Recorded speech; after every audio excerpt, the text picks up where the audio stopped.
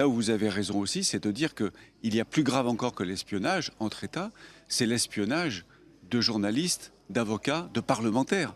Tout ça, ce sont des atteintes graves, très graves à la démocratie. Alors quelles peuvent être les suites? Est-ce qu'il faut demander des comptes au Maroc déjà pour commencer?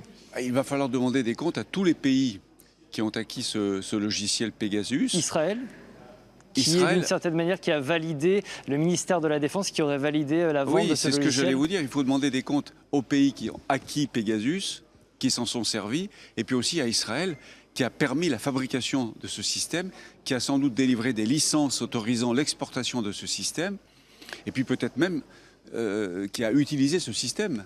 On ne sait pas si Israël, en tant qu'État, n'a pas utilisé lui-même ce système d'espionnage. Bref, c'est une affaire énorme, aux ramifications qui vont sans doute se découvrir au fil des semaines et des mois qui viennent. Je pense que les institutions internationales, et notamment l'ONU, devraient s'en saisir. C'est une affaire qui peut très bien être portée devant le Conseil de sécurité des Nations Unies. Je pense que la justice internationale va devoir s'en saisir.